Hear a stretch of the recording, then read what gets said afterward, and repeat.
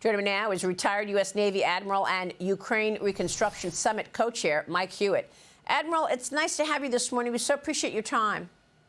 Thank you for having me, Maria. So much has occurred. What is your assessment of where we are today with regard to the war on Ukraine?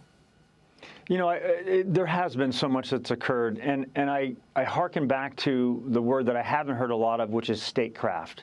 What we're really watching, in my opinion, is Reagan-esque like statecraft. So this meeting in Anchorage was only successful because of the previous 7 months of economic and foreign policy successes of the United States that got us to that point. And so now we're in an actual conversation about peace, not about a ceasefire, which really in some cases may have just given Putin a chance to rearm, but an actual negotiation about a peace agreement that will also include economic growth. And I always just remember that President Trump's doctrine is always in play here. He has so much more to worry about than just Ukraine, but the time and effort he's put into this negotiation to get the allies on board, to get the economic plan in place, and to get to a peace negotiation, to me, it just harkens back to the first time of 21st century statecraft that we've seen.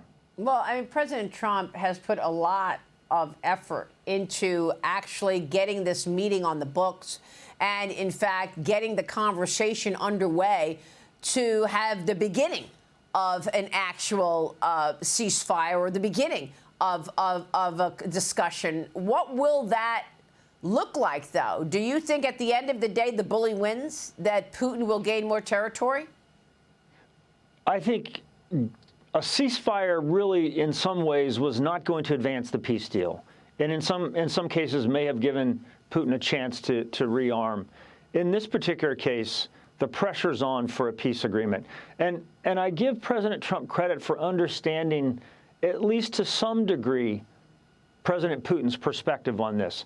Not to capitulate one bit, but to understand that he has to also have an agreement that he can take back to his own country. This is not a winner and a loser. There has to be some type of compromise without capitulation.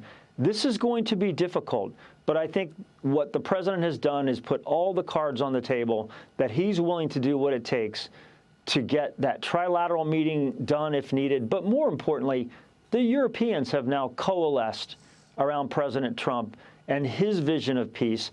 And I would also add that this is, by and large, a bipartisan conversation with the Congress. So to get to that point after 7 months is really quite remarkable. Yeah, it really is. Admiral, the World Bank estimates it will cost upwards of $530 billion to rebuild Ukraine once peace is achieved. How do you see things? You've traveled to Ukraine many times. You've taken many leaders there and joined them, all looking to assess the damage there. I know you're hosting the Ukraine Reconstruction Summit next month. Tell us about that, what you hope to achieve, and what kind of a project this is going to be.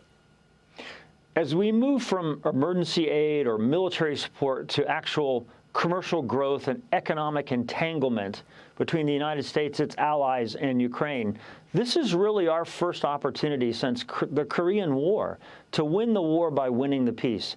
And what I mean by that is not about taxpayer money reconstructing the country, but by the power of the private sector, the innovation of our private sector, similar to what the president brought to the Middle East when he brought all the CEOs of these companies to discuss economic growth and get away from an oil-based economy. His vision of Ukraine will be one of both an ally in the region for the United States, similar to Japan and South Korea, but moreover, an ally that can defend itself with its own military might. The Ukrainian economic miracle is what I call it, because we're going to see investment in AI, in critical minerals, in the human capital of this country. And what people sometimes forget is Ukraine really represents the values of America. And I think, picking up on what the vice president said earlier this year, we will align our interests and our values to our allies. And I certainly believe that the opportunity to reconstruct Ukraine represents one of the most economic opportunities we've seen in the 21st century. And, you know, the U.S. will be part of that, right, Admiral? I mean, how important is this rare earth minerals deal, do you think, where the U.S. and Ukraine are sharing the proceeds there. And is Putin trying to bust that up by attacking that specific region of Ukraine where the rare earth minerals are? What Putin didn't calculate very well was that most of his innovation, industrial base, most of his military might was actually in Ukraine, from a leadership level to the actual development of missile systems, aircraft systems, and the like. So he's lost that.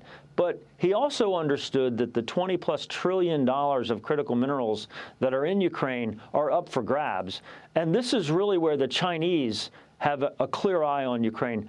It is important for the United States, through the Trump doctrine, to not only get out of endless wars, but take full advantage of the economic upside of peace.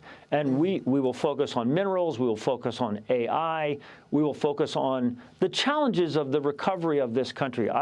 We need to focus on what is it going to take to help Ukraine become sovereign again and return the people that have left the country back, and the economic opportunities to invest in uranium, graphite, titanium, which, as you know, are critical to 21st century development of things such as the Golden Dome. So I believe when you lay all of the pieces out that the president has put in place, this is an economic and military victory for the United States. Really great points. Admiral, we so appreciate your time this morning. Thank you, sir. Thank you. We will see you soon. Admiral Mike Hewitt.